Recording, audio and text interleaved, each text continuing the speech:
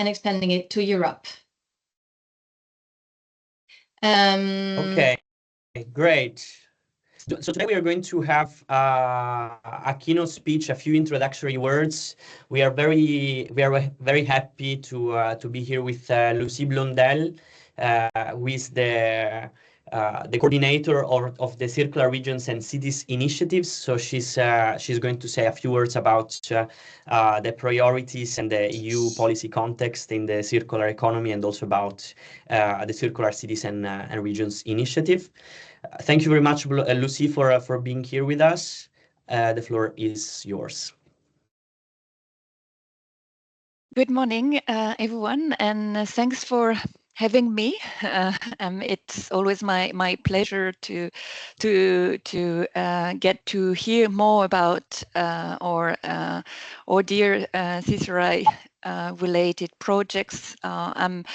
I'm here today indeed to update you on the new EU policy priorities in the area of the circular economy, as well as to update you on some upcoming funding opportunities. I will be happy to say a few words about the Circular Cities and Regions initiatives in case you don't know it by now. I was introduced by Giorgio, as he said. I'm from the European Commission, and I'm in particular coming from a unit in charge of green transitions. The CCRI, Circular Cities and Regions initiatives, is my main file, let's say, in this context. So let's go straight to the EU R&I policy framework. In December last year, the new European Commission began its new mandate, as you know, for the 2024-2029 period. The objective is clearly set in the EU political guideline that were published end of last year, and you will see there that the Commission aims to move towards a more circular, resilient, and competitive Europe.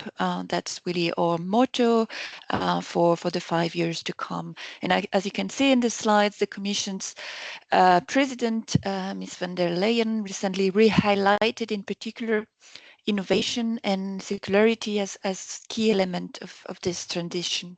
So the new EU priorities are set and they're strongly based on key report that I would also invite you to read, including the Draghi report, but also others that do highlight some horizontal challenges as well, and call for a stronger consideration of more horizontal issues like sustaining investment and closing the skills gaps, which I believe are objectives that are at the very core of project like yours. In my next slide, you can see the concept of the circular economy, which has become really quite a centerpiece of the EU policies, and this is, in my view, a positive development. You can see already in last year, in 24, the launch of some long-awaited regulations, in particular the eco-design for sustainable products regulation, which takes which is a quite ambitious regulation and set standards for the environmental performance of products throughout the entire life cycle, but also introduce the new digital product passports. As you can see, circularity is clearly seen as a strategic priority. That's also the case as part of the recent Clean Industrial Deal communication that was recently revealed, which sets as an objective making the EU the world leader on circular economy by 2030. This Clean Industrial Deal communication very much emphasized the swift implementation of the Critical Raw Materials Act and also foresee a new Circular Economy Act to come in the fourth quarter of 2026. It also aims to drive competitiveness by giving certainty, more predictability to companies and investors, which I believe is also going well in direction of what you have been targeting through your initiative. There will be of course more besides what is in this slide, but I think this is just to basically reconfirm the strong signal coming from the EU when it comes to strengthening and accelerating the circular economy transition. Maybe a few words about the new Circular Economy Act. As I said, it is set for rollout in 2026. It will aim to promote recycling, reduce waste, improve resource efficiency, building upon of course, the EU earlier efforts, such as the 2020 Circular Economy Action Plan, and a few others. It will all be about creating market demand for secondary materials. It will also be about establishing a single market for waste, especially for critical raw materials. In this slide, a few words about the bioeconomy strategy, because of course there is a lot of circularity in it. Also to say that there is an ongoing call for evidence and public consultation currently running. So if you feel like sharing your views, please feel free to take part in such a call. It should also offer a few targeted workshops. They are planned for May and June, and a good occasion to again share your insights. So now maybe more. Sorry. Maybe someone has the microphone open. Just please. That's not for me then. No. In case you have your microphone open, please remember to mute yourself. Thank you. Thank you, indeed. So this is just to tell you a few more words about the funding opportunities. And of course, as I'm from DG RTD, DG Research Innovation, I can only start with our Horizon Europe program, which is our main funding program for research and innovation. It is a fairly complex structure, but just to say that there are quite a number, it's actually raising number of circular economy related topics and actions that can be defined, for instance, across clusters 1, 2, 4, 5, and 6, but also under the European Innovation Council. That's what is highlighted in yellow in the slide. So quite significant opportunities for circular economy project to benefit from EU funding. You can have a look at our work program topic text, of course, where you would see that the EU focus on key material streams, such as the one from the Circular Economy Action Plan. The idea is also to support more value chain integrations to move towards digitalizations and support data management. There will be more topics published soon, so stay tuned. But of course, the EU contributions remain at least as significant as for the previous years, if not gonna raise again. You see the average EU contribution in this slide. This one is just to already pre-inform you that there will be a dedicated Horizon Europe Cluster 6 Info Day, so really focusing on circular economy related topics. This will take place online on the 20th and 21st of May. So if you can, I would invite you to join. And this is today, so of course too late for you to join, also because it's an in-person meeting, but of course a lot will be published on the Circular Bioeconomy Joint Undertaking website. This is another another program focusing on circular bio-based projects, really big projects. Here again, if interested, a lot is available online. So now back to the Circular Cities and Regions initiative. For those who may not know, this is an initiative that was launched as part of the EU Circular Economy Action Plan with the aim of supporting the implementation of circular systemic solutions in EU cities and regions. And this is an initiative that is also funded under Horizon Europe, and this is where your projects is also very much connected to. This is to tell you a bit more about the structure of the initiative, because of course it's not only about supporting the implementation by providing technical expertise, which is something that we do through a dedicated secretariat and through dedicated demonstration projects under Horizon Europe.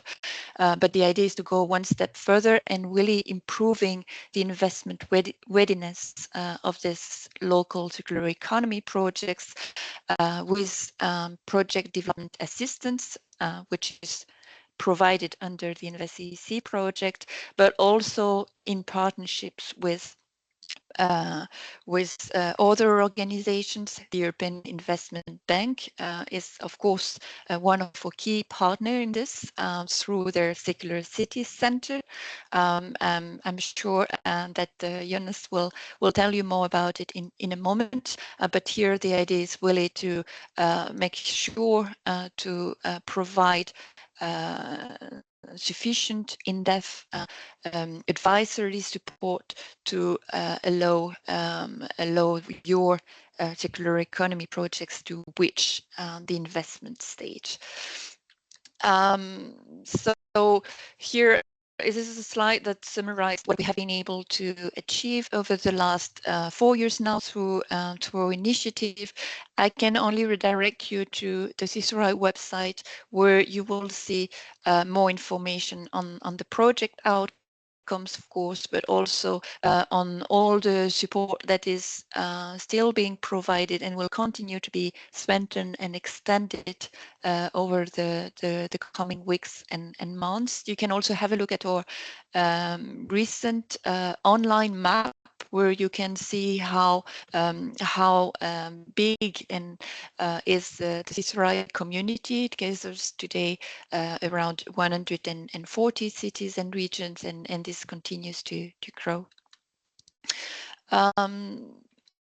I won't spend much time on this, but just to say that, of course, there are more coming from the CSRI in terms of events, in terms of advisory support, in terms of networking opportunities, trying to connect circular economy stakeholders together. So even though projects like yours are getting to an end, this is, of course, not the end of the CSRI, and there are a lot of opportunities for you to continue further exchanging on circular economy issues, and of course supporting each other.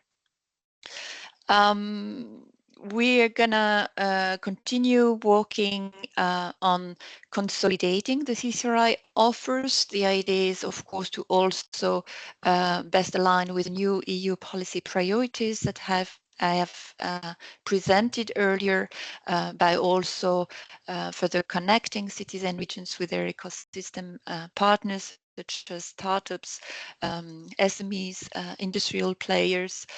We will also try to reach regions where the CSRI has not been so much present, so much more to come.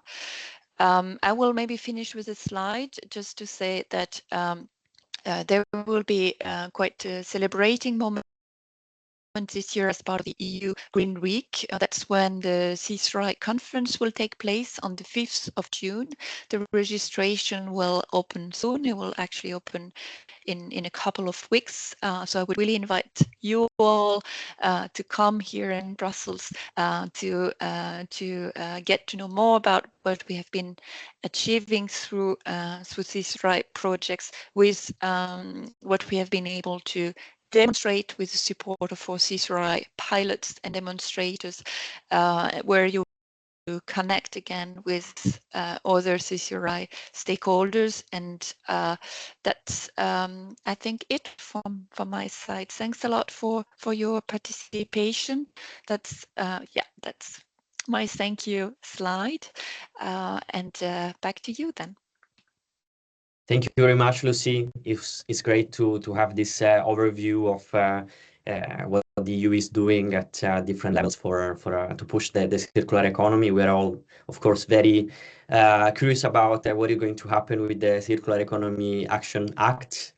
So yeah, I mean, I'm sure that we will know maybe a little bit more about it in the next few months. And also, it's great to see how the circular citizen regions and initiatives is supporting, let's say, the coordination about all the stakeholders. Me personally, I'm in the InvestCEC project, and also Geraldine is part of the CCRI as a project, as resource. So it's great indeed to connect with you, and we hope to have more events together, and to stimulate further discussion on the circular economy, and with all the participants. So here we're going to have a discussion further on all the priorities, and the participants are also going to introduce some of their ideas for the policy, let's say, priorities at different levels. So now I will leave the floor to Geraldine again, who is going to talk a little bit more about our workshop and what we are going to do. Giorgio, yes. Just before you switch, sorry, there was just a question in the chat for Ms. Blondel, asking if she can actually share the link for the event in May. Yes, we have someone interested in the info day. Thank you, thank you, Hélène. That's it. Sorry. Thank you very much. Well, yes, thank you very much, Lucie, for this very clear and insightful presentation. We just wanted to welcome everybody in this policy workshop on shaping policies for circular investment. We've gathered here today an exceptional group of policymakers, investors, industry leaders to explore how policy frameworks can accelerate investment in the circular economy. We'll have interactive sessions also, where you will be invited to actively contribute to developing innovative policy recommendations that bridge current gaps between sustainability goals and financial mechanism. I will ask everyone, please, to mute your mics. Can you all mute your mics? We have a background noise. Please. Thank you. Your experiences with the policies supporting circularity are very valuable, and that's what we wanted to have these interactive sessions with you. Our goal really today is to foster a meaningful dialogue among all diverse stakeholders that are present here today, driving the circular transition. By connecting policy expertise with practical investment challenges, we aim today to create actionable recommendations, really actionable recommendations that can move and remove barriers and create incentives for circular investments across supply chains, business models, capital markets. Here we are, here we start, and I give back the mic to Giorgio.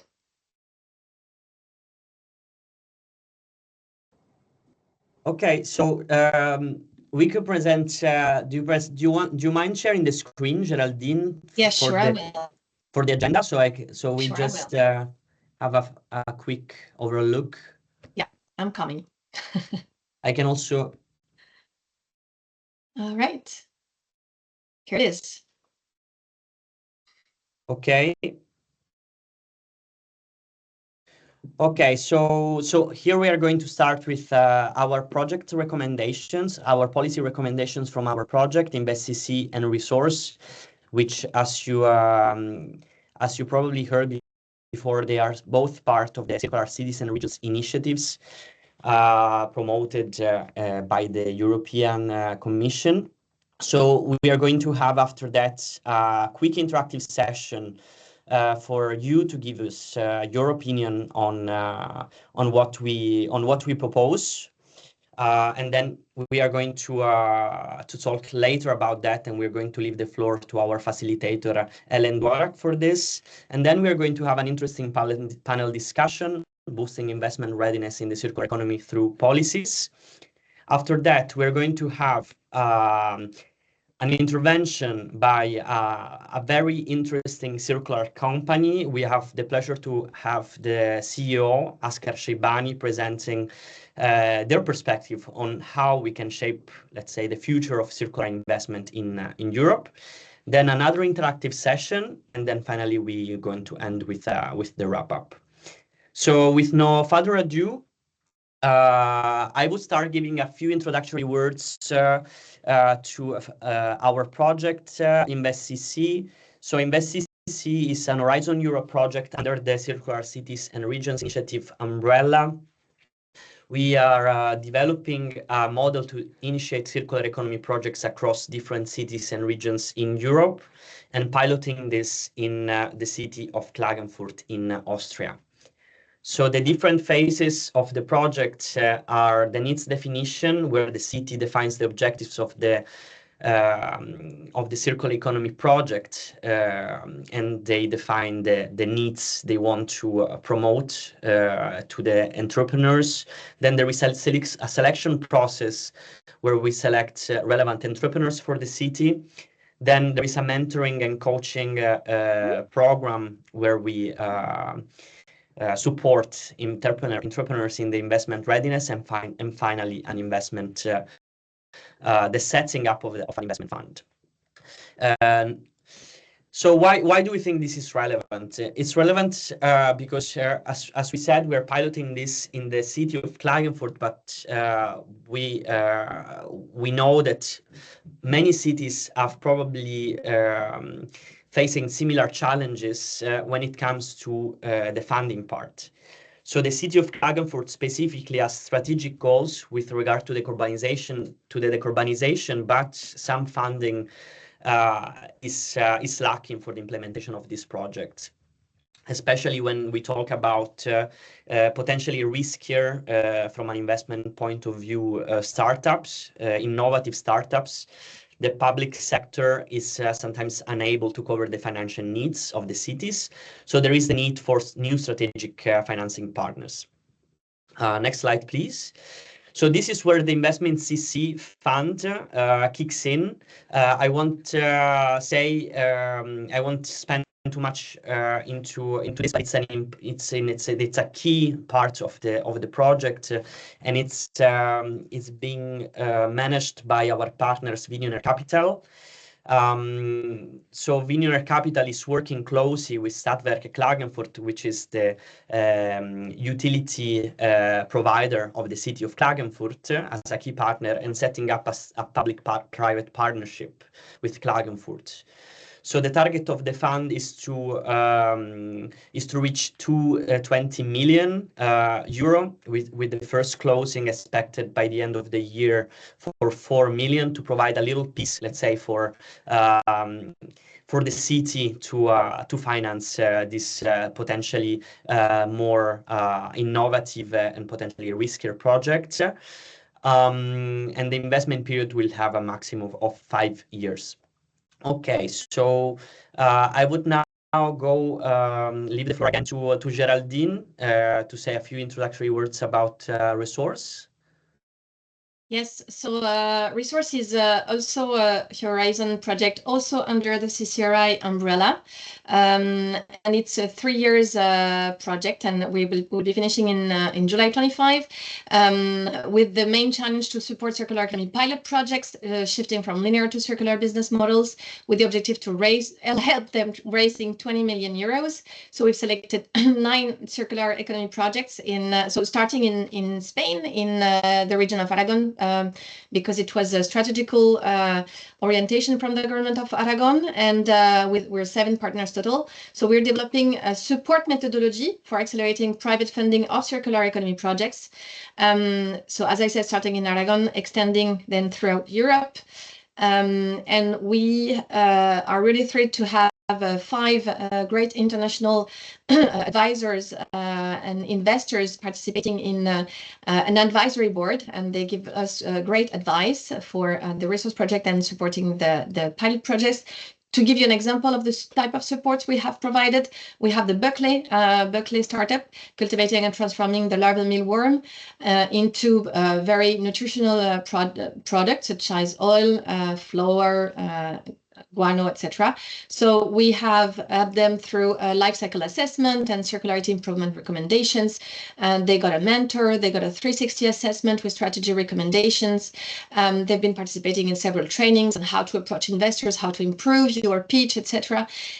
We've made an interview and made a presentation video of their project, and we've done this for the 9 projects of Resource. They're all visible on our website. We've introduced them to investors, and they have now a new partner that just joined for the strategic background. So that's just an example of what we've done with our projects. Now I do give back the floor. I will give the floor now to Hélène, if that's right. So Hélène, who will that's really nice, but it's actually to Giorgio, and you can, if you can leave the slide, please. Sorry. Coming back. Yeah, thanks. Yeah, so now we are going to introduce a little bit our, as we said before, our policy recommendations. So this is a midterm, at least from our side. We produced a deliverable on this, and now we're very happy to be here with you today because we would like to refine and also hear a bit your perspective. So I'm going to present just briefly what we proposed so far. So could we please go to the next slide? Yeah. Okay, so here is a quick overview of what we have suggested at the EU level for policy recommendations. So to further develop pricing mechanisms for externalities, to expand the scope of the EU circular economy taxonomy, to further develop circular economy indicators and labeling, encourage the use of new valuation tools for the circular economy, communicate the non-environmental benefits of the circular economy, and expand the scope of the EU right to repair policy. So now we are going to see a little bit more in detail a bit this recommendation. So when we talk about externalities, for example, we know that there are some costs and benefits of economic activities that are not accounted in market prices. So that's where it becomes very important that specific subsidies and tax benefits incentivize circular economy practices. And so it's important that the efforts of policymakers to reduce the VAT on reuse, repair, and remanufacturing activities is increased. And also, let's say, according to to adjust the VAT rates according to the EU waste hierarchy, so according to different, so prioritizing waste options that waste less. So further on, so we are going to talk more about this in the panel's discussion, but we have been suggesting to expand the scope of the EU circular economy taxonomy. So the EU circular economy taxonomy focuses on 5 sectors and 21 economic activities. For investors, mainly to have some guidance on economically, environmentally positive activities, but as the circular economy is as complex value chains and is systemic and cross-sectoral, including different actors, we support the idea to establish a wider-reaching taxonomy incorporating more economic sectors. And this will be, of course, something that we are going to talk about in the panel discussion more. So, is it going to be challenging to extend it too much? Or do we run the risk of greenwashing? So this is also a question for later. Then we have the recommendation to further develop circular economic indicators and labeling for investors to have more guidance about the sustainability and profitability of circular products. This is because investors are clearly increasingly aware about the importance of prioritizing sustainability, but they also want to they also care about profits. So there is a need for further developing key indicators that help them assess the potential of a company, of a project in terms of circular economy performance, but also in terms of added value. Then the communication about non-environmental benefits of the circular economy is also particularly important, especially when it comes to the social benefits. So not only not only environmental benefits to develop the market and raise awareness, but also the social benefits. For example, to be able to sell remanufactured products at a lower price, the importance of creating more jobs in repair, the importance of building a positive reputation for companies who are active in the circular economy, and also create new streams in secondary markets for spare parts, for example. And then last but not least, there has been lately some interesting developments in the EU right to repair policy. There is recently adoption of the directive on common rules to promote the repair of goods. Unfortunately, only some products are included. There is no repairability score, which would support the consumers in making a sustainable choice, and also there is no right to obtain internal products for consumers. Strong repair policies, of course, can open new market opportunities for companies and stimulate the investment in repair technologies. So when it comes to regional and local policy recommendation, this comes from our experience also in the InvestCEC project. Of course, circular businesses are inherently local, so there is the need for regional authorities to take the lead in the support and also to promote multi-stakeholder collaboration between entrepreneurs, investors, and policymakers. If we can go to the next slide. So now we are going to the resource midterm policy recommendations. Thank you, Giorgio. Thank you. Hello, everyone. So I'm Helen Brack. I'm working with Geraldine at GAC.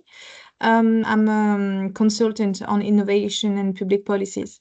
So we have been working on a few, so it's actually not midterm because for us it's the end of the project, but we have some policy recommendation we started to work on.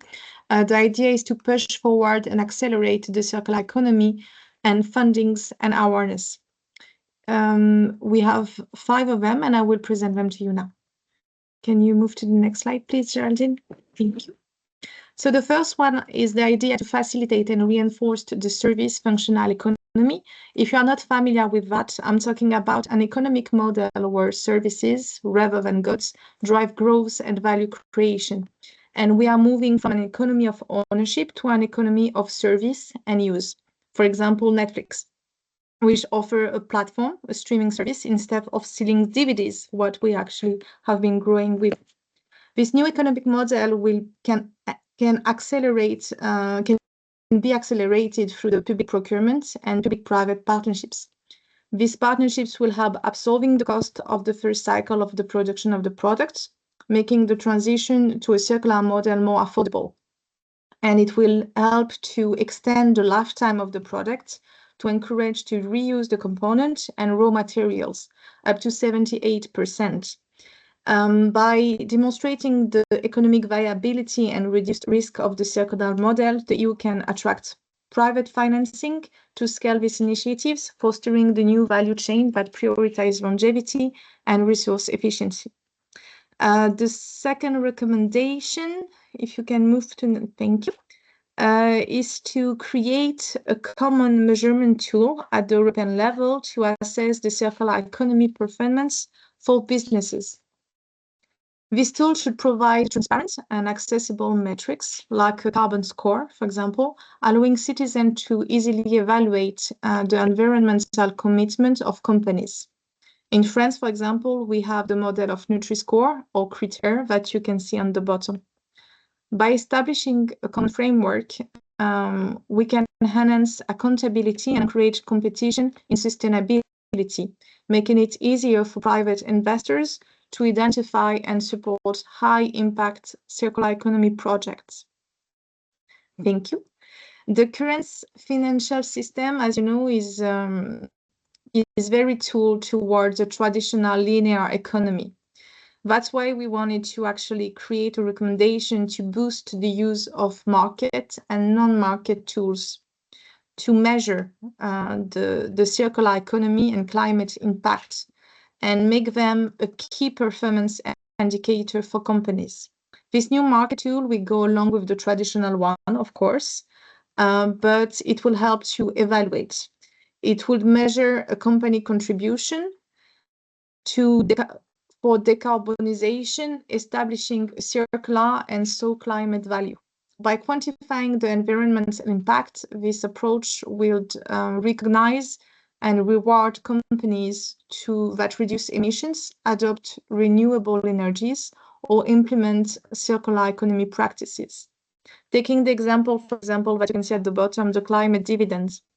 The idea here is to support the transition to a net zero carbon economy.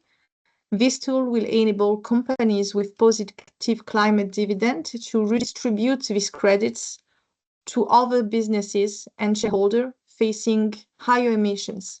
It will foster collaboration and shared responsibility in achieving climate goals, and will attract and maybe give a bit more of ideas for the investors. If you can move to the next recommendation, please. Thank you. So here we were thinking of financing territorial diagnostics at the European level to actually assess the local resources, for example, raw materials, energy flows, water, skills. These diagnostics will identify synergies and facilitate the economic development of existing businesses and the establishment of new ones, of course. Additionally, it will support the creation of a collaborative platform to map available land and opportunities, promoting collaboration and optimization of resources to use and to support circular economy.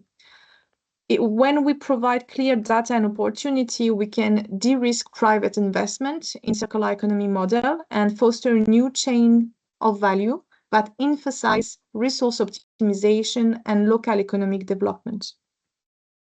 And then we have our fifth recommendation, which is to create a Circular Valley Innovation Hub. We were thinking about that, such as like the Silicon Valley, but focusing on circular economy. It will serve as a center for research, development, and entrepreneurship in circular economy technologies and business model. By concentrating the resources, the talents, and the investments in only one location, we can accelerate innovation and attract global attention and funding to the circular economy initiatives and new models. And finally, we also had two recommendations applicable at the local and regional level. The first one was to develop and implement a robust tax incentive program that reward businesses and consumers for adopting circular economy practices. It includes tax incentives or tax credits for using recognized labels and tools that support circularity. by reducing the tax burden, this measure can enhance the return on investment for private sectors, making circular economy projects more attractive and financially viable. The second one is to mandate a life cycle assessment, LCA, as a condition for obtaining a local permit. It will enable local authorities to evaluate the circular economy commitment of companies seeking to establish operation on their jurisdiction. And by integrating the LCA into the permitting process, the local authorities can foster the creation of sustainable ecosystem and ensure that new businesses align with environmental objectives. Thereby, it will, of course, attract private investors that will focus on long-term sustainability and stable return as a condition for settlement. So this was a lot, but we try to make it a bit faster because we were a bit delayed in the agenda. But we want to actually have your inputs on what we have created. So we are gonna actually ask you to scan the QR code that is on the screen with your phone. Geraldine, I think it's good if you leave it a bit while people are scanning, and after I will share my screen so people can actually see the results. So this very nice tool will help us to actually get to know each other and after to share your ideas. We also put the link in the chat. Charlotte, you put, thanks. Because I have 4 people connected and we actually 54, so I have 50% missing. So you can also scan you can scan the QR code, or you find in the chat the link to connect directly. So it's it's easier in case. Yeah. Is the one Charlotte just shared on the chat.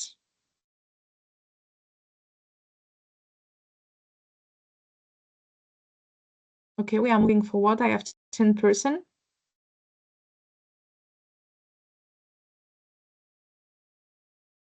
Great. Okay.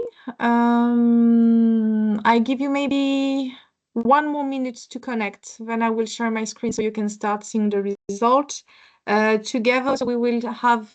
Don't disconnect after you have replied because we have 5 questions for you that we'll do a bit fast. So, okay. Yeah, okay. We are 25. Okay. Geraldine, I will actually share my screen and steal your. In case you missed to scan the QR code, you can also just yes, you can also use the link in the chat. You can see. Okay, no problem.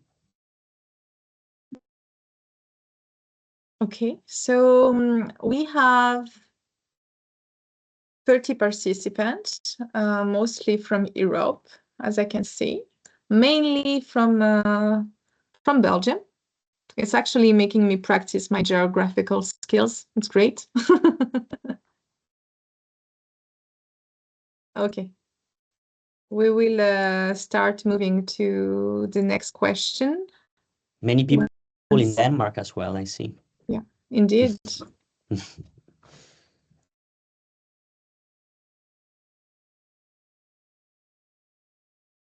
Okay, we are stabilized. Okay.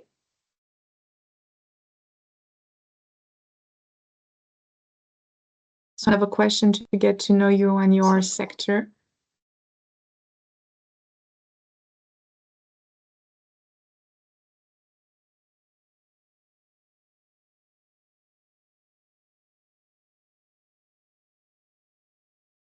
It's actually a very nice tool.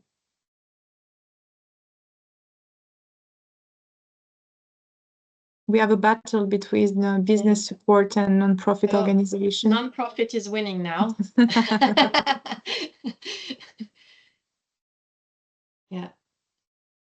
I'm sure we have many networks and umbrella organizations involved. I guess Maybe the other ones maybe can just add it in the chat if they want to make to say what they're from. Good. Non-profit is winning. And then business support. And then companies, that is really good because you're actually at the heart of the circular economy model. So Equality, finance, and policy. Research. Okay. Okay, thank you. Okay, so I will move to the next slide. So here we are asking you to rate our policy recommendation that we just presented. You can grade them from 1 to 10, 10 being the best option and the best choice. It's on two parts because we had a little programming issue. So you will have 7 there and 7 on the other with the local practices and recommendation. We'll leave you sometimes 2 minutes. So we are still on time.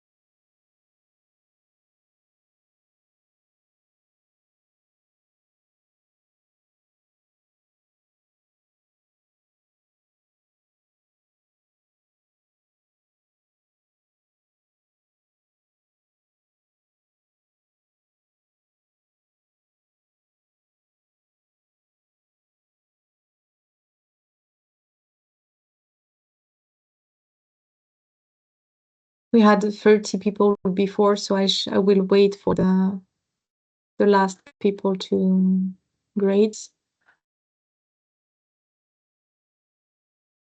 We can see that communicate on the non-environmental benefit of the circular economy is a real challenge, as well as indicator and labeling.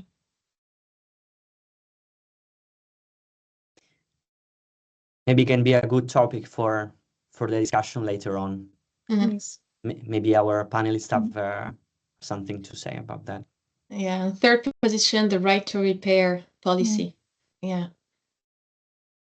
Good. I will move to the next policies. Yeah, 33 votes. Recommendation. So boost the use. So you have European policy recommendation, the first 3 ones, and then local level, tax incentive, LCA, take the lead in supporting circular businesses, promoting multi-stakeholder collaboration. Yeah.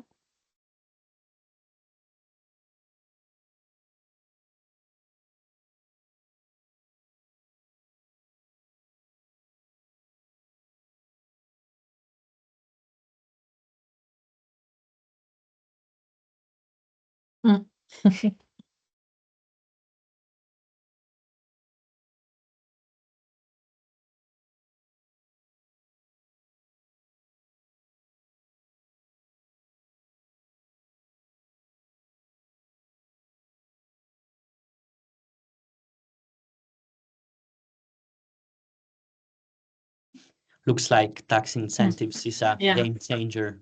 Yeah. According to our dear above all participants. I see a lot of thumbs up for tax incentives. That's right. Yeah, the Annie, tax thank burden you. is a real. We have still a free. Interesting. Yeah. Yeah, a few people left, and then we can move to the next ones that will be actually so you can start thinking about it. So we will ask you to maybe share 2 to 3 barriers that you find relevant to barriers that you have to overcome to actually increase circular economy, and then policies you would propose also to overcome. on a second. Should I wait for the 4 final people? Okay. But we have a final session on that. So Okay. now, Should I wait for after? Yeah. Also, Okay. as we are running a bit late on the schedule, we can do the panel discussion, and then also our participants will have more food for thought after the panel discussion. I think they will feel more inspired, so we can talk about it later on. Okay, sounds good. So we have 1 person. Yes, we're full. Okay. So Great. the tax insensitive, big question, and take the lead in supporting circular businesses. Perfect. Thank you very much for your inputs. And now I will give back the floor to our great organizers. Okay, thank you very much for your active participation. So now we will move to the panel discussion, and we will meet our great panelists. And I will just give you a few words to introduce each of them. So, Katarzyna Balucka-Debska, sorry if I hope I pronounce it well. She's the EU Policy and Affair Orchestrator at the ClimateCEC organization. ClimateCEC is Europe's leading climate innovation agency and community helping cities, regions, countries, and industries to achieve climate resilient future. ClimateCEC is leading the Hubs for Circularity community of practice.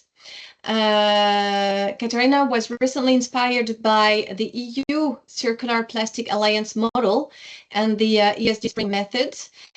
She's focusing on supporting circular companies, regional and national circular strategies, and she's involved in the circular economy innovation clusters.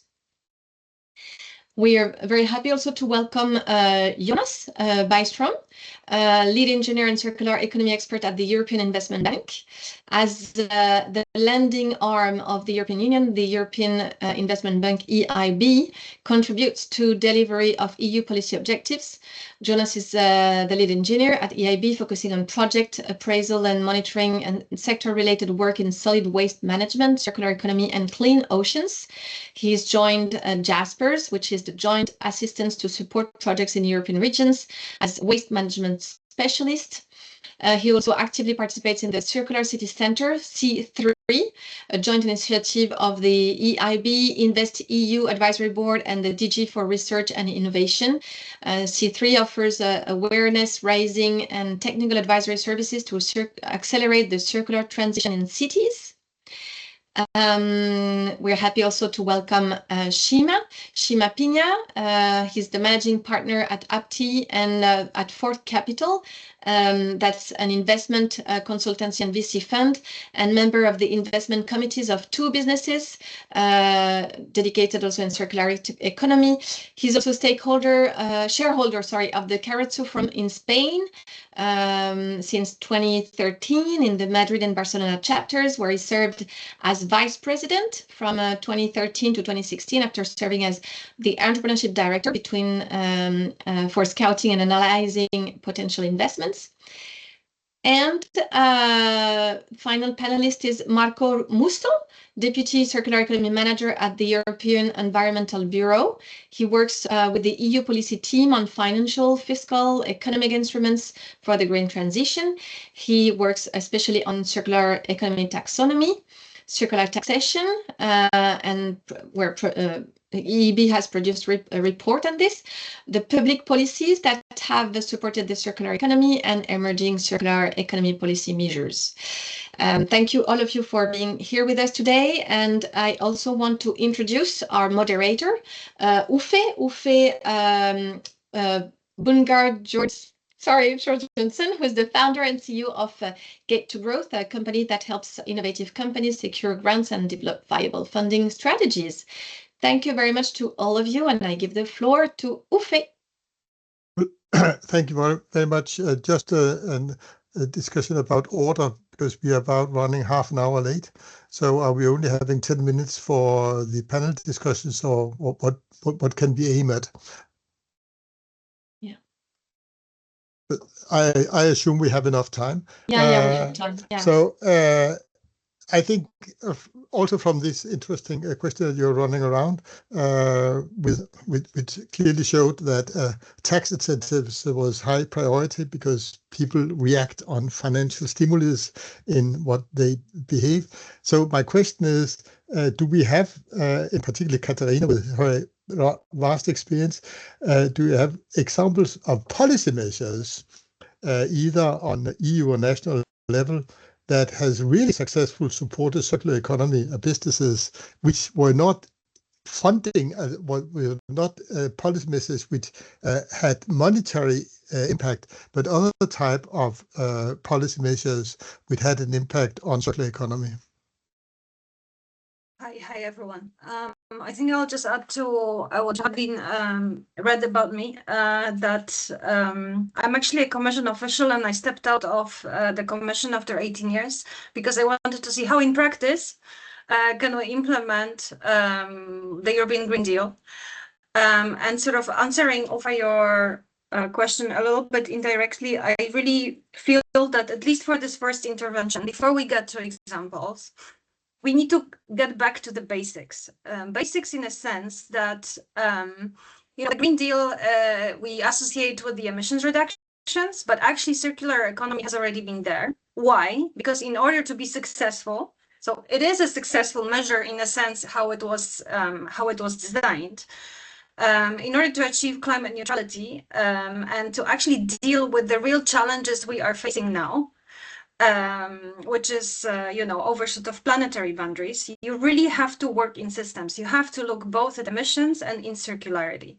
So whichever successful measures that I have seen, and that's why I stepped out of the commission to see them, and I'm working with ClimateKick, is those that were place-based, because every place has a little bit of their own flavor in terms of what you have to do, that involved innovation.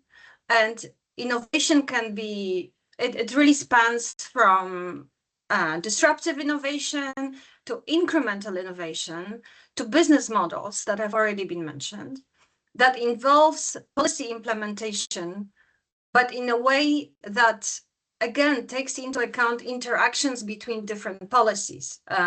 If we think about biofuels are really good if you just measure their emissions, but if at the same time you happen to be a region or a city where you need to take into account food production, because perhaps due to climate change there are droughts or floods, you cannot kind of remain in one policy, you have to be across policies. And of course, it's very difficult to do, especially at the EU level.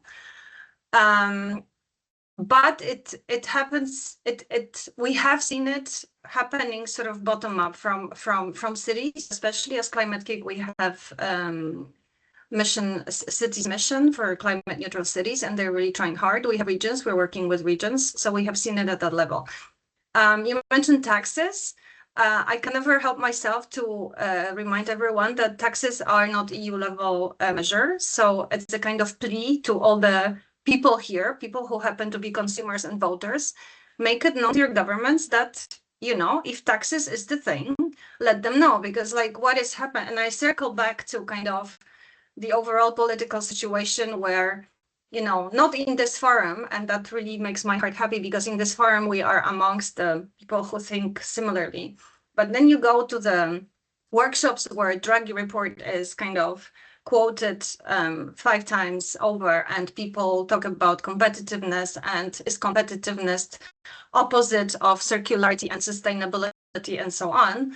Like, we have to, as a community, also for these policy measures and for these examples to be successful, we have to make it known as citizens that this is what we want. Because, the EU level policy is now reacting to what's happening across the member states, and of course what's happening globally. But globally, I always say, is this kind of deer in the headlight moment where, the deer kind of freezes because it's the night and it has been blinded by the lights, and then it runs in the wrong direction. So I think for now, a successful policy measure would be don't run in the wrong directions, they come, and stick to where Europe has competitive advantages. And Europe's competitive advantage, and here I think we have to redefine competitiveness. Like, what does it mean? Competitiveness today doesn't mean drill by drill. It means in medium to long term, the World Economic Forum CEOs have said that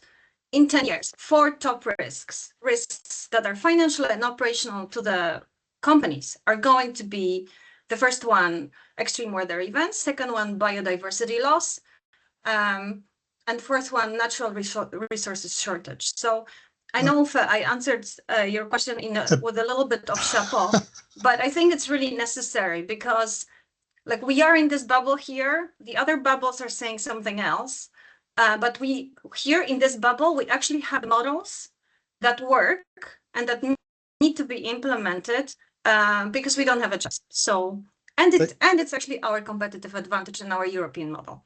So thank you. But I have a limitation with my screen. I can't see if any of my other colleagues in the panel would like to have comments to Katarzyna's remarks. Marco, could you please? Thanks. I'm just happy to jump in because it resonates a lot what Katarzyna just said, and I think it was very useful introduction. As the European Environmental Bureau, we are the largest network of environmental NGOs, so we are in Brussels GU level trying to work for the type of policy that your question hinted at. So the public EU policy that can create the condition for circular business models to thrive. And perhaps the first quick answer is, do we have example that these have worked? Absolutely, yes. And the good news is that we are not at the beginning of the circular economy policy. We already had 2 full circular economy action plan, and they have already worked. And we don't have a lot of time, but if you look at the EU eco-design policy, this has already successfully driven innovation, improved sustainability performance, and competitiveness for European producers. And we also see more recently other types of regulation where all of a sudden, not all of a sudden, but thanks to EU policy, you create markets for circular business model. And think about when the EU sets reuse targets for packaging, then all of a sudden you have actually a chance, a financial chance for circular business model in the reuse space to take up the market. So I just wanted to make this point because the answer from our point of view is yes, it's plenty of examples, so all the reason to do more. And in the current context where we pursue competitiveness, I also share the reflection of the risk is a blind pursuit of deregulation, thinking that this would support short-term competitiveness.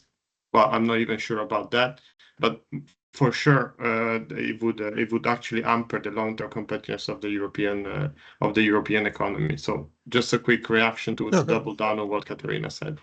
I think very, very relevant comment. Chema, you also have raised your hand.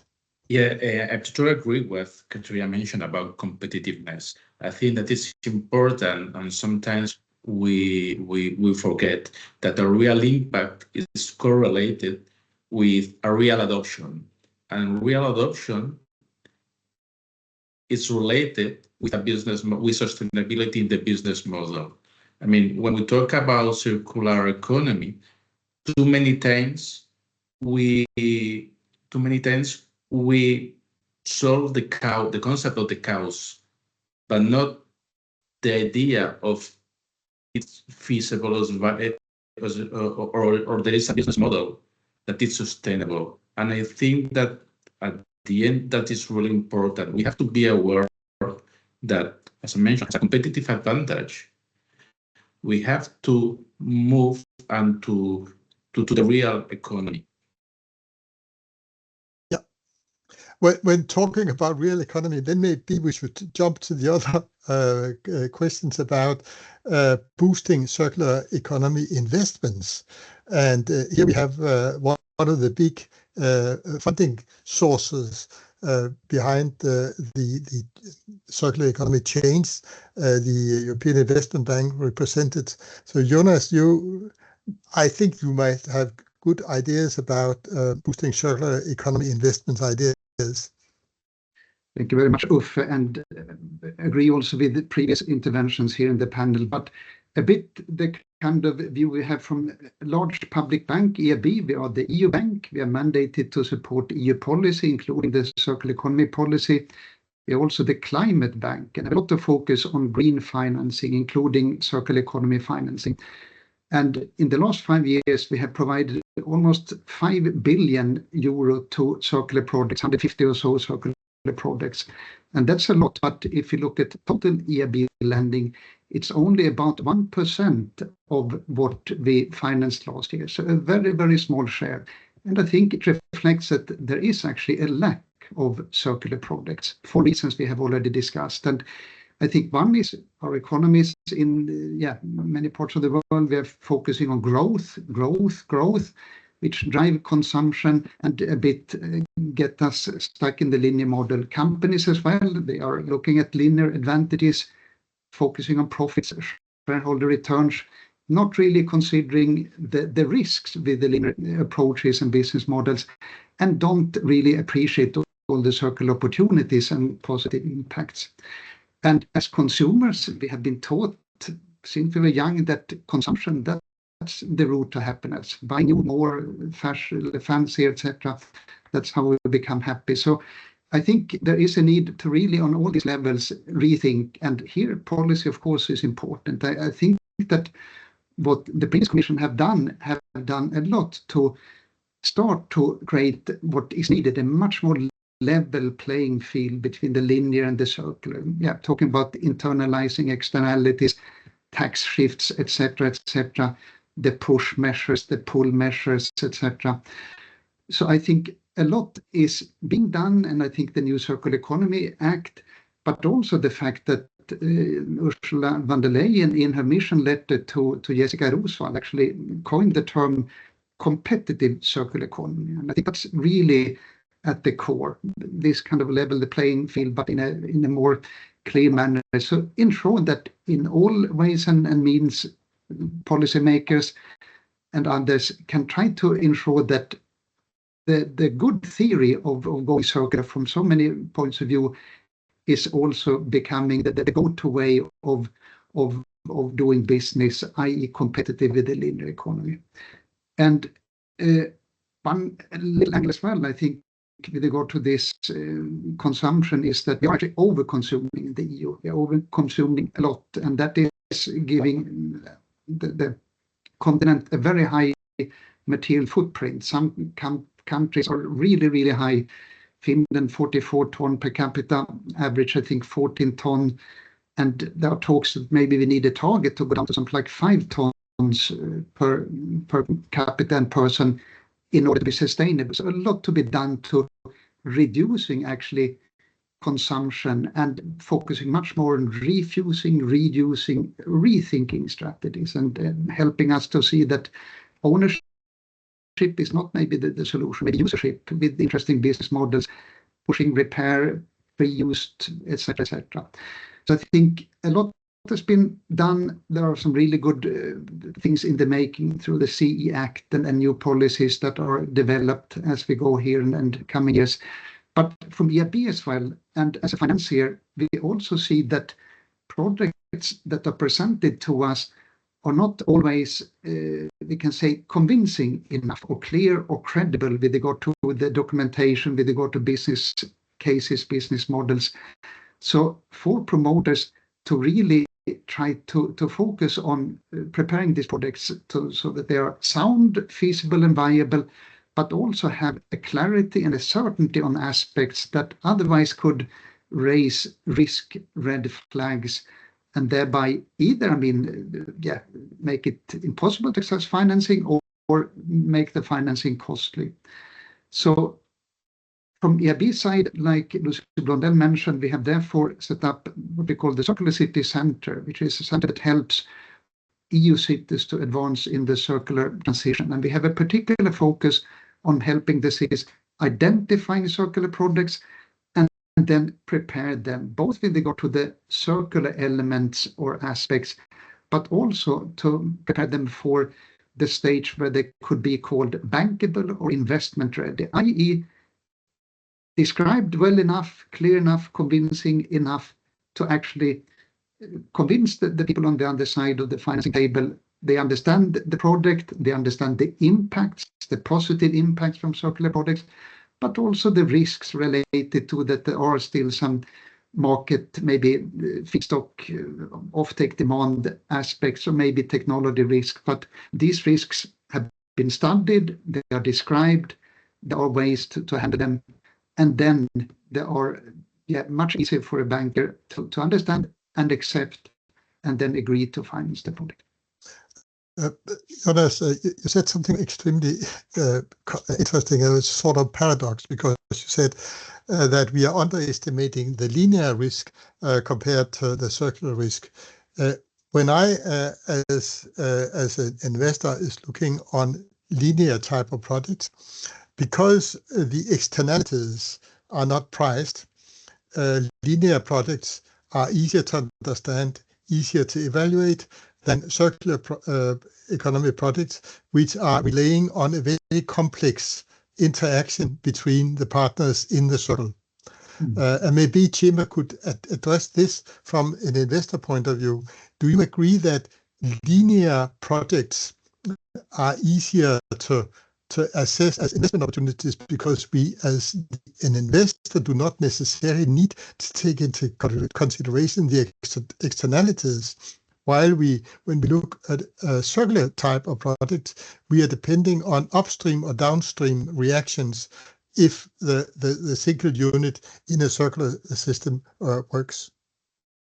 Well, what I see, it's, I mean, generally speaking, investors seeing circular economy with excesses or maybe indifference, because too many things, as I mentioned, the entrepreneurs or the managers do not point in the viability.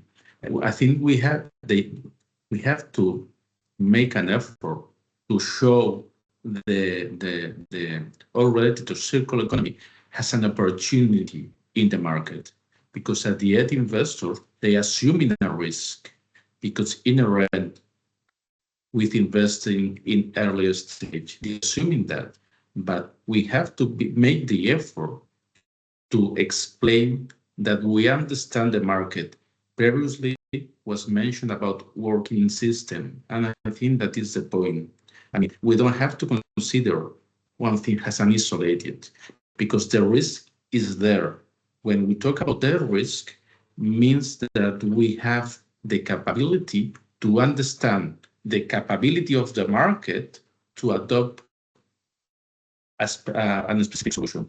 And I think that's the point in order to improve the investment capacity, the investment capabilities. Do you think in the policy priorities which we are facing right now, that circularity is going to be downgraded from the political agenda compared to defense? Well, because I think there are issues that are not linked in my point of view, because when we talk about circular, and we can take profit of that, because if you consider circular economy instead of something that is the purpose, but a tool to improve the quality of life, because there is a lot of issues that we can as Katarzyna mentioned, we are in a bubble. There are other bubbles with other priorities. So in that bubble, there are huge opportunities to increase or advantage competitive in some aspects, and the quality of life of people, and it's complementary with the point that now other issues is focusing the investment, but there is the opportunities there that's going to be there. But the point is, we have to understand what to define a competitive advantage, because something that will help us to compete against third parties, because we have a knowledge, we have an expertise, and we have to be capable to move from the theoretical point of view to the practice point of view. It's you know this is say that at the end the speed is fixed, but the slowest wagon. So we have to try to understand that, and in order to take advantage of what we know and to understand how we can generate impact. Generating impact is moving all these developments or whatever to the market, and I think that is the point, because there is when we will be capable to be competitive, because at that point we will be the one who will fix the rules of the games. At the end, now we are playing with the rules of third parties. I think we have the opportunity to take advantage of all the knowledge. For instance, before, you asked about real success cases. I mean, a success cases with circular economy is big companies in software that are not capable to develop tools to trace the impact of the product for the retail sector. And what they have done is look for small companies, small startups that have the capabilities and the knowledge to trace that. And we have done is to invest in them in order to use their technology.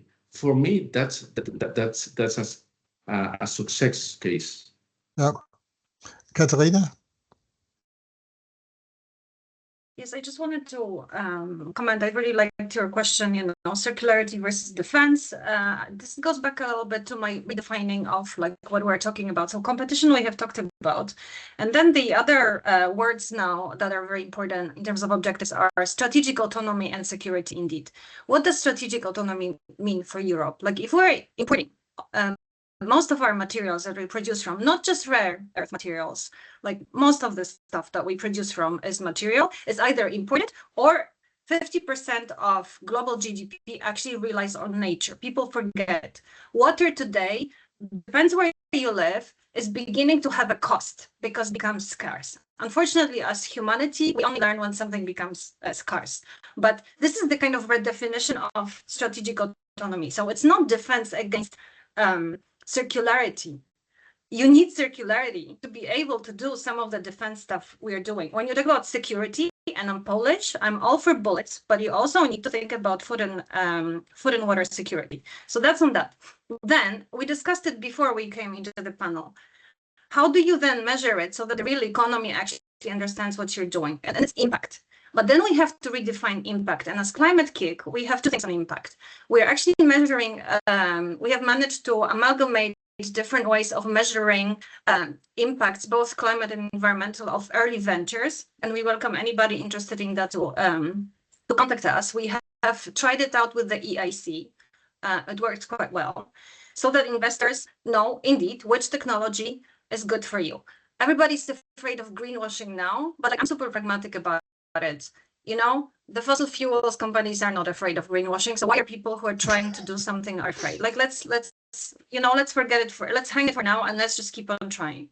And then the impact, so the measuring we are doing, and then the impact in terms of how do you scale impact. And I have worked in DG Grow 10 years ago on startup strategy, and venture capital is very important, but we have actually real economy asking for sustainable things. So we have 112 cities in Europe that have signed contracts to be climate neutral. This is aggregated demand for sustainable services and products, like in construction, like in mobility, also around food systems. And these like three systems together with energy system happen to be the most emitting provisioning systems and the most material intensive systems. So in a way, like the story is there, the logic is there, but somehow when we talk about still circular and sustainable and responsible way of doing business, it's not real economy. This is something we have to deal with. But I think it's an interesting aspect to position circular economy as an active piece of the puzzle for a strong defense policy that goes with more efficient use of internal resources in Europe, scarce rare materials, something like that. But there are also cases about circular economy which works in practice between industries and the public sector. One of the examples which you may know about is the Kalundborg example, Kalundborg symbiosis, where the public sector really works together with large industries, and they have more or less a full circularity on their waste streams.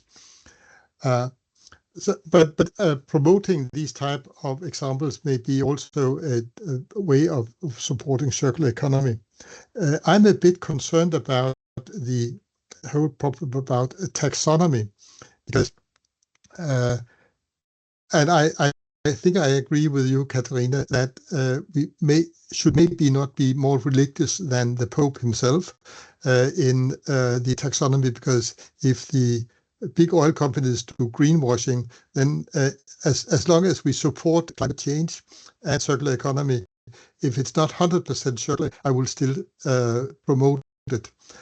But that goes against some of the criteria a number of venture funds and also banks are setting up in order to finance things, because they have more strict rules than a pragmatic private investor.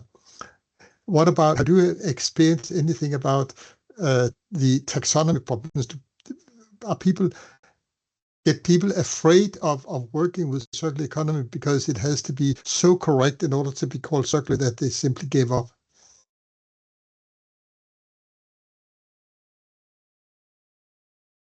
Well, I can, from EIB side, just tell a bit. I mean, we are a public bank. I said we are the climate bank, and from that point of view, we need to adhere to relatively clear and we can say EU-sanctioned criteria for what we call circular. And as I said, we have actually lending target, 50% of our financing should be green.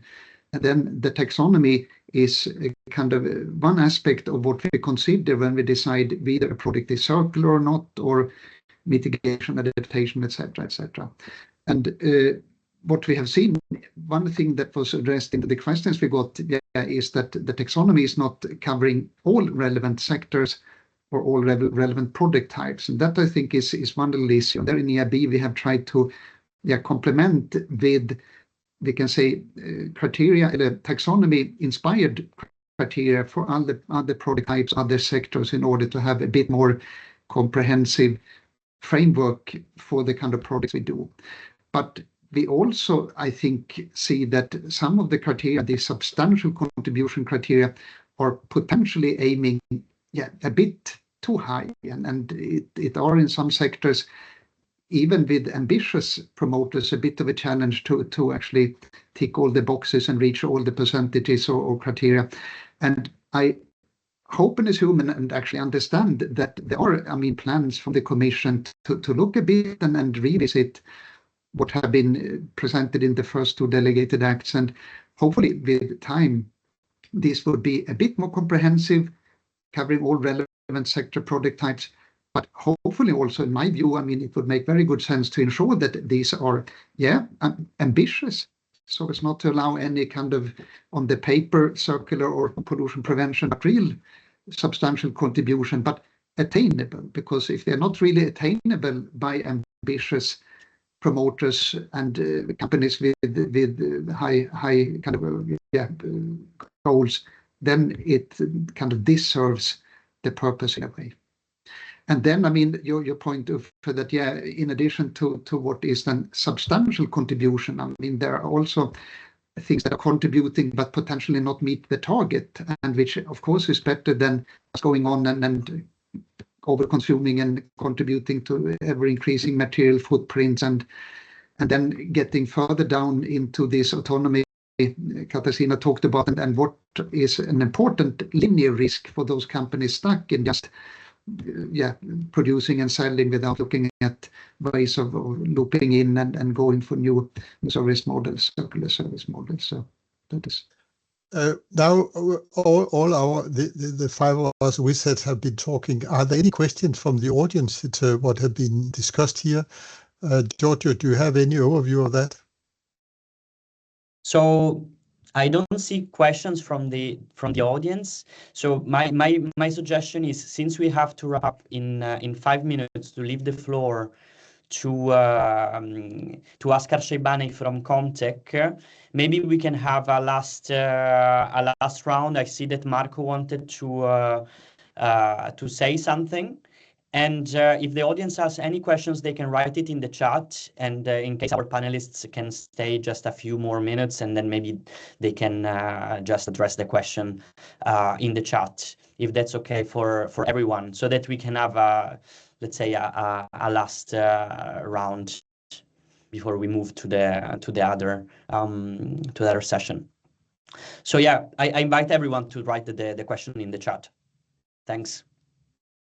Thanks, Giorgio. I can go very quick on the taxonomy, so then we have time for the question. It was just a reflection, because we understand the calls for improving the usability of the current taxonomy, and even to simplify it without reducing the ambition.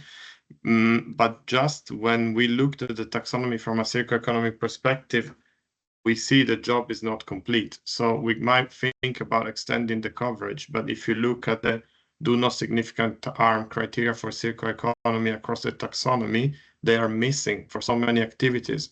So it would be possible to have a project, for example, about producing single-use plastics, which qualifies as substantially contributing to climate change mitigation, without having to meet any do no significant harm for circular economy. So then here the environmental trade-offs are clear, and also the environmental burden shifting. So in a way, we can consider widening the scope, but also tightening, as in making sure that the taxonomy doesn't result in environmental trade-off and burden shifting between different environmental objectives. And then I wanted just to rebound on a point that Jonas made, which I felt was very important. You hinted at the possibility or the need for a target on resource use reduction. And this is something that we consider absolutely strategic, because a target is also what enabled climate action, climate investment, and so much finance going into climate mitigation. We don't yet have this compass at EU level. And then this probably, we consider it would create also an EU commitment to a resource use reduction target, would create a certainty that if your circular business model is actually promoting a smarter, wiser, more responsible use of resources, there is an horizon and there is a market that will open up. And I've taken too much time, so I'll stop here. No, it was absolutely valuable, your contribution. Are there any other comments from Chema, Katarzyna, or Jonas before we close this interesting discussion? If not, then Giorgio, I will leave the whole system to you, and thank you very much for your contribution. And I think it gave a lot of people a good value for thinking further on. And in particular, Jonas's remark about we are underestimating the linear risk. I think that stands very high, because that is very seldom integrated into different type of business models. Okay, so thank you to everyone for this very I would say lively and interesting and spontaneous and passionate conversation about linear risks and circularity risks, and let's say also the next targets in terms of resources reduction, if it's something that it's feasible. And if it was also interesting for me to hear from Katarzyna about this about her statement when she said, like, let's not exaggerate too much if we are taking care and if we care about the environmental sustainability, about the greenwashing, because the fossil fuel industry is not worried about that. So let's just let's say keep working on that side without being too strict in some criteria, if I understood correctly. So it was nice to hear all of you. I would say now we can we can move to the contribution from Askar Shaibani. So of course we were talking about circularity and companies. So we have the pleasure to have a great advocate for the circular economy. We have the CEO of Comtech Network Systems, Askar Shaibani. So they're a company committed to extending the working life of telecommunication and network equipment through their services of reuse, repair, recover, and recycle. As they say, they want to be the world's leading provider of component level repairs for complex networking and telecommunication hardware products. So who better than that can give us a little bit the perspective of the industry? So Askar, from your point of view, what do we need to scale up this investment in circularity? Thank you very much for being with us. Thank you and good morning from sunny North Wales. I was extremely impressed today with all the presentations, and I see that really there's a good understanding of what's going on. Because when we started circular economy, when I started as an entrepreneur, I had only £50 in my pocket, and I want to start repair electronics products. And I started from in a garden shed.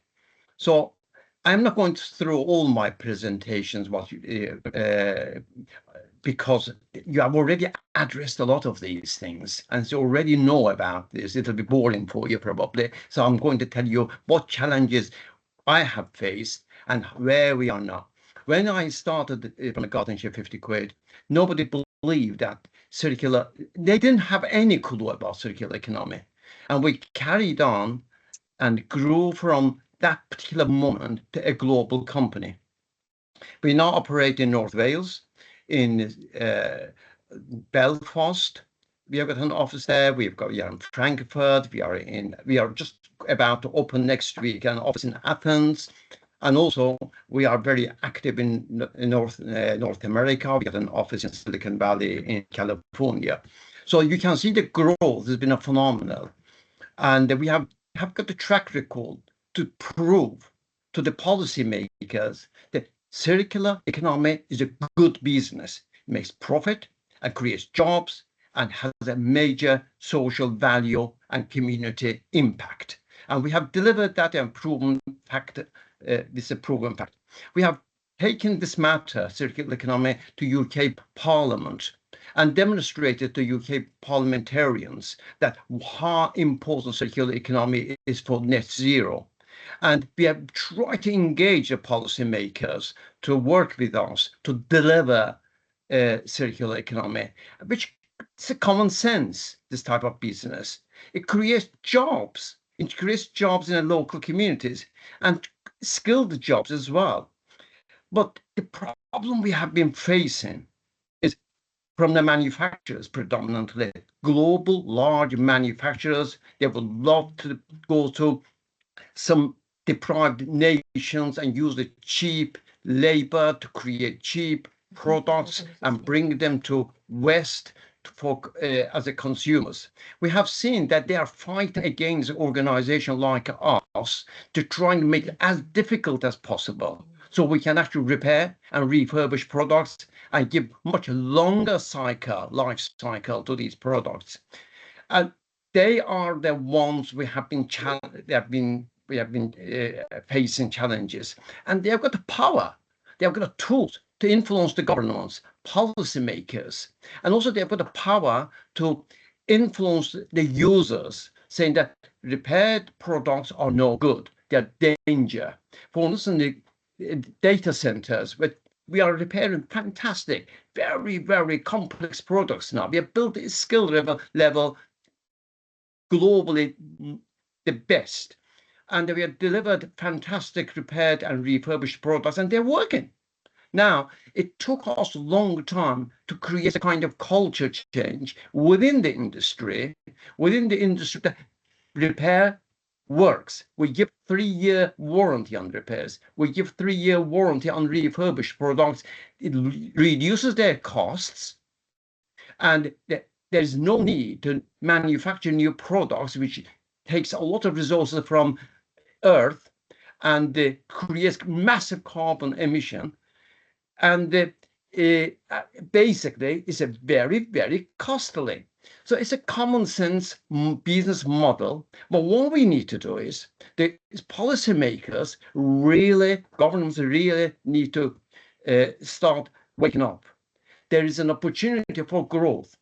I was just reading an article saying that circular economy could grow globally for 4.5%, $1 trillion. I disagree with that.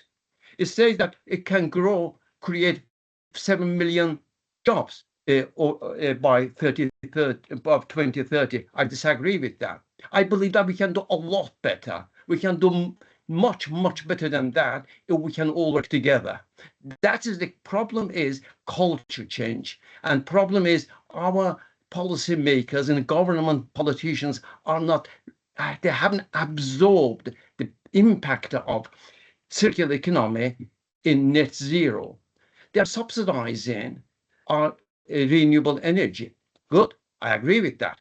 But there's hardly anything for circular economy. They have not woken up how important, how key this sector is for net zero and challenging, dealing with the climate challenges we have facing. And that these are the problems we are facing that really European Union and our UK government, all they need to wake up. Our 70% of our business is in North America, not in UK, not in Europe. But America actually is doing so much, much better than Europe, despite we hear all these news about Trump and so on. But the actual industry is much better in accepting circular economy. Some states, they've already introduced right to repair. We haven't done it in Europe. We are way behind. We talk a lot about it, but the action is not there. I think that the most important thing is going to be that we really need to work very closely with investors like Goldman Sachs, many others, and give them some incentives, tax incentives. Look, if you invest in organizations that are delivering circular economy, you'll have tax incentive. That's the tool government has, that they can definitely deal with that. Both UK or even America, everywhere they could do that if they wanted. Because they've got the money and they want to spend. And there's a model of the businesses that in circular economy, their proven track record, they can create wealth and growth and jobs. Okay. That is a sector that can deal with the growth. But how we can engage with these global large investors that they're all over the world, or mainly they are in the United States, and encouraging them to invest in circular economy is going to be the role of the governments, that how they engage with them. But on the other hand, we'll have a challenge from the manufacturers, huge global multi-billion manufacturers. They employ lobbying organizations that they are very close to the governments, encouraging them to adopt, to help them. These big manufacturers, they see us a threat. Yeah, we are a threat to them. We take business away from them. We take market share away from them for a good reason as well. So they never ever provide us for any information for repairing these complex products, which we do repair for data centers and the big global telecommunication companies. Why governments, policymakers bring about a legislation telling these big manufacturers, you have to provide information to an organization like ours. If they do that, it makes their life much easier. We are spending a lot of money in reverse engineering, in research and development to find out what those products are about, what kind of connections they have, what kind of technologies got inside. So we've got to understand every single component, what they do, how they interact with each other. They could give us those information. If they do, we can actually accelerate the growth much faster. But these are the areas the government can act by you bringing about legislations. So overall, I believe that there's a big opportunity in circular economy. We are the deliverers. You guys are the policymakers or influencers with the government.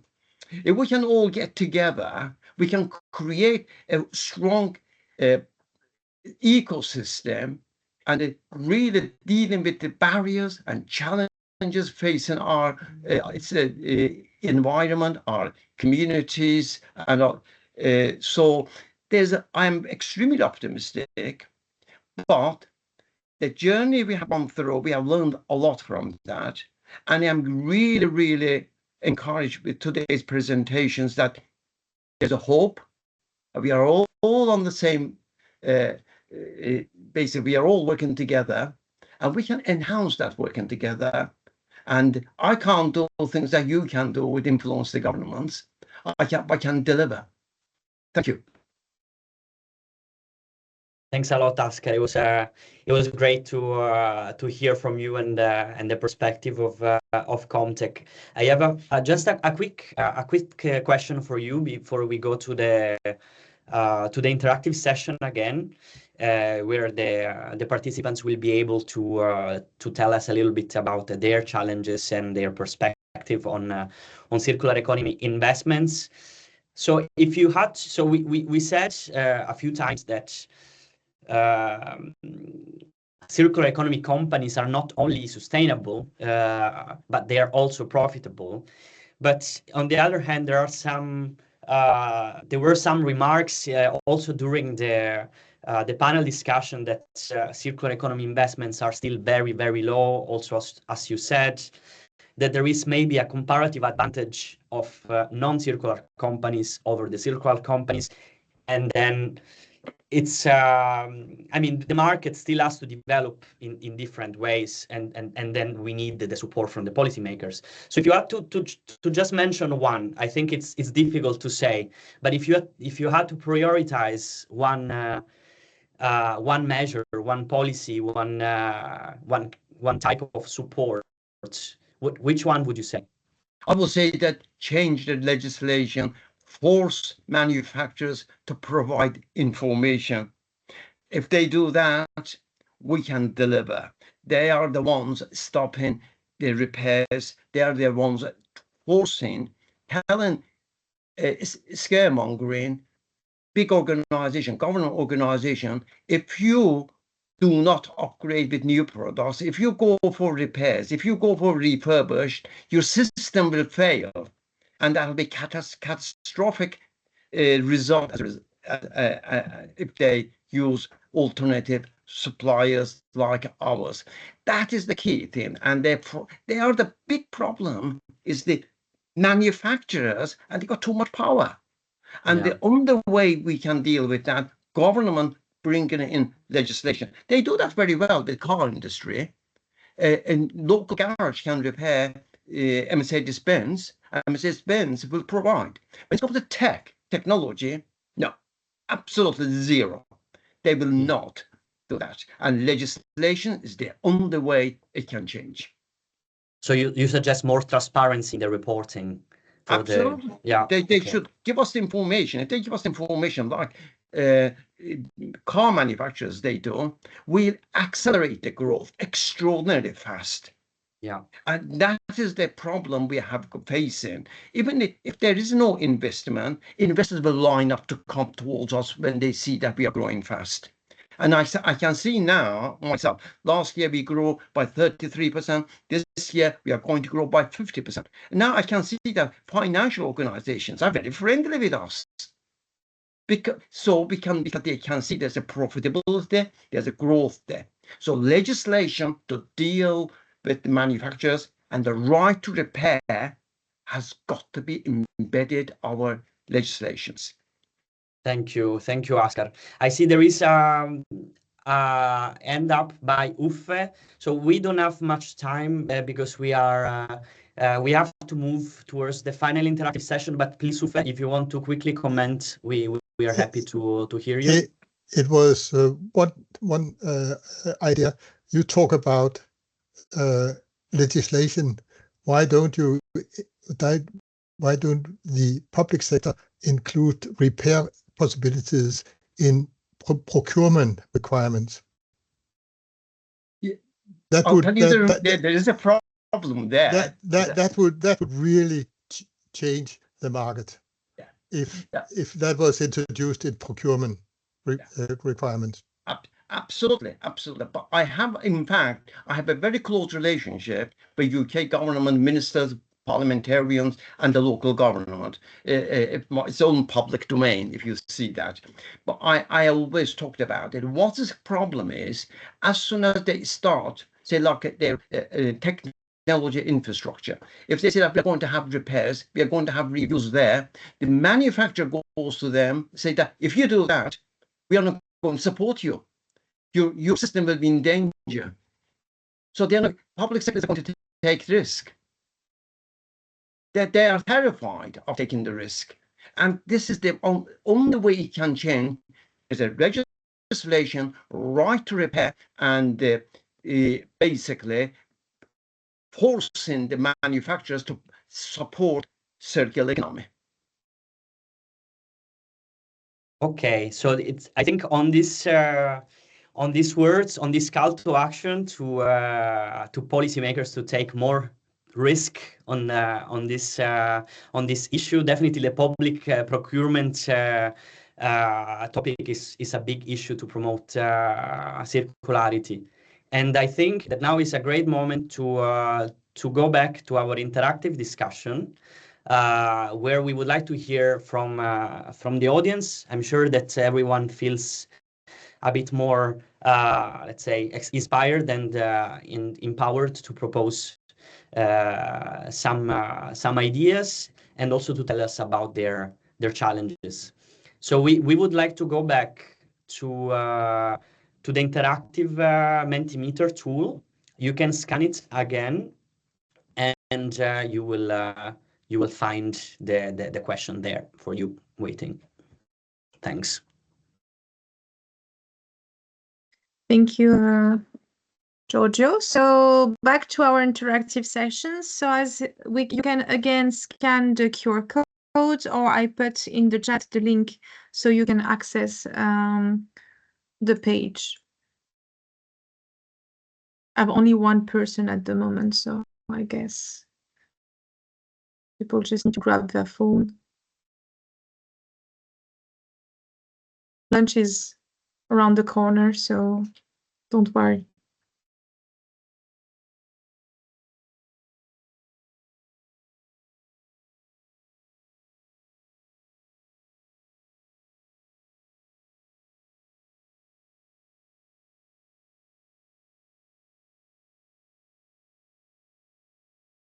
Let me know when we're good and I can drop off the screen.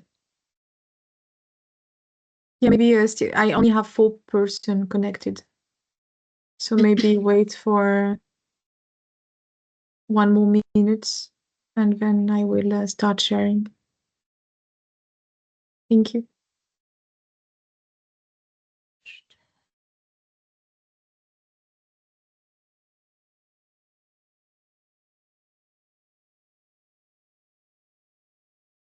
But maybe, okay, if you want, I will start sharing. So maybe it will inspire some of our participants. Yeah. Can you see? Yes. Perfect.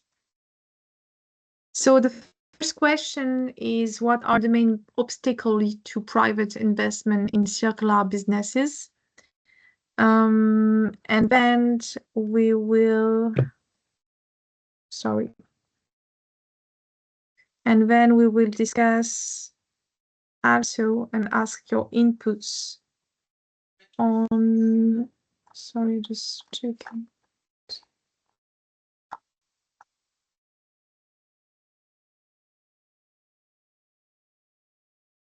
On the policy you will propose to overcome, what policy recommendation would you propose to overcome these barriers?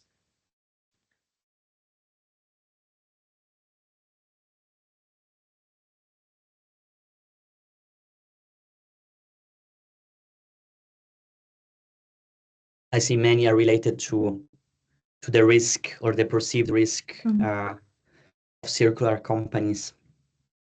Yeah. Policy uncertainty too. Business cases. I think it's a really important thing also to actually show the positive impact and the added value of circular economy. As I said earlier, like when you actually repair and reuse material, usually you can save up to 78% of the raw material, which is actually impacting strongly, and it can be neglected or outside. Lack of knowledge and awareness, yes.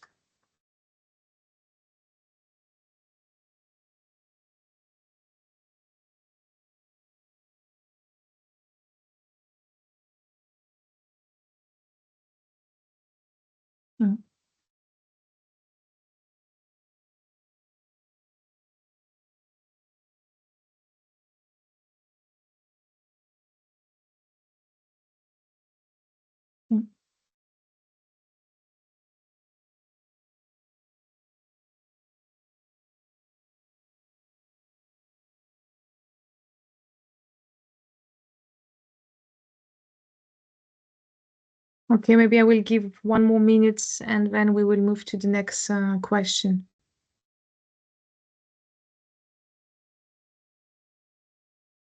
Don't be hesitant. You can share any obstacle you have faced or you have heard of or you think will be, so it actually contributes to the common thinking.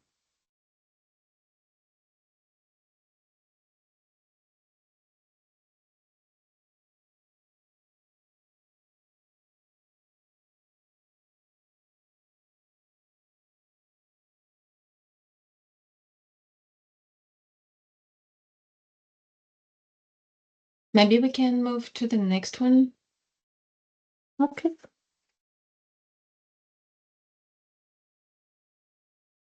So what policies, so what recommendation of policy would you propose to overcome these barriers?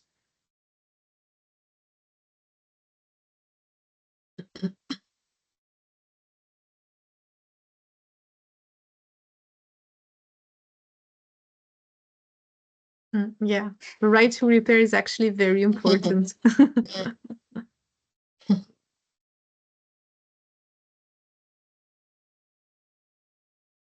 I'm sure Oscar would agree with this point. Absolutely. Yeah.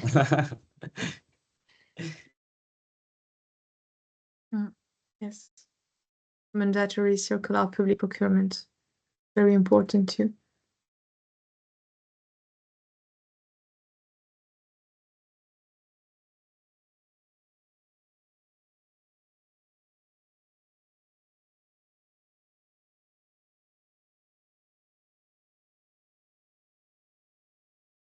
Also, tax incentives are coming back to the discussion.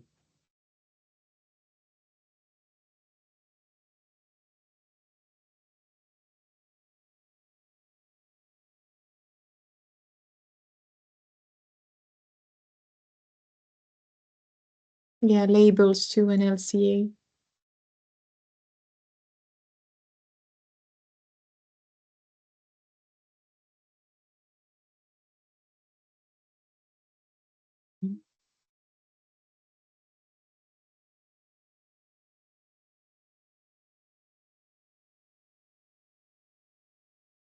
Yeah, the interconnection of EU technology, university and international development, private sectors. I think the circular economy is a key, will foster the collaboration among all the actors. So it's really something that we need to participate and contribute to. and we all have part to do in it. What about reporting? I haven't seen it so far, but listening from Oscar, looks like it's also important to increase transparency in the way companies say release the information about how they produce their product. They want to influence anyone, of course, but just to put there on the table.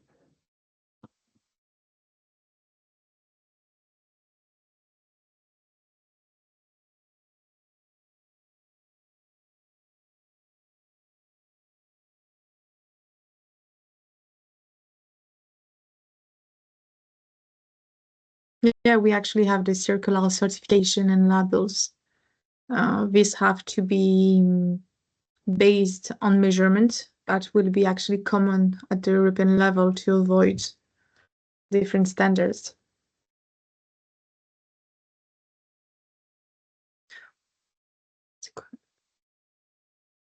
What is EPR? I'm not...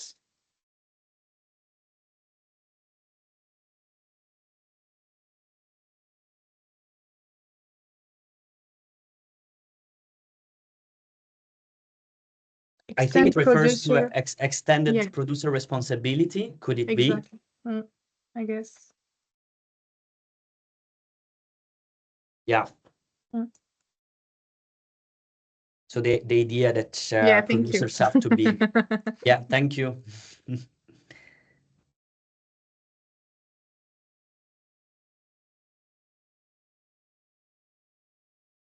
Okay, so should I will leave you 1 more minute if you have addition to send, and then we will close it and wrap up.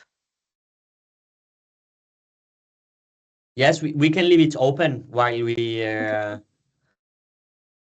we say a few words. I think it's good to read all of the contributions.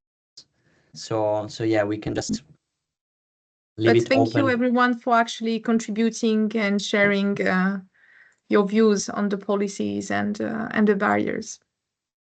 It's really interesting. Yeah, so from my point of view, from InvestCEC, it was great to hear more about your perspective for the risking investments, both from all the audience and from the panelists and from Oscar, from Comtech. So we definitely would like to be in touch with all of you, and so we are going to produce, as we said, these policy recommendations based on the experience of our project. So yeah, please also, social media is important. We value the followers, and also personally for InvestCEC, we are launching some questions in our forum. So we have a LinkedIn forum where we in our page we launch some let's say some critical question to stimulate the debate, and so it's interesting to hear also your perspective there. Well, thank you everyone. Yeah, big thanks to especially Lucie, Blondel, and Katarzyna, Jonas, Marco, Chema, Uffe, and of course Ashkar. And thank you all of you for your great participation, active contribution, and all these interactive inputs you gave us and highlights we gave us. It's going to be very useful for the following work we have to do with the policy recommendations, both at local, regional, national, European level. So thank you very much and stay tuned. Have a great day. Have a great day. Goodbye. Thank you, everyone. Thank you very much. Thank you. Thank you. Bye-bye. Bye.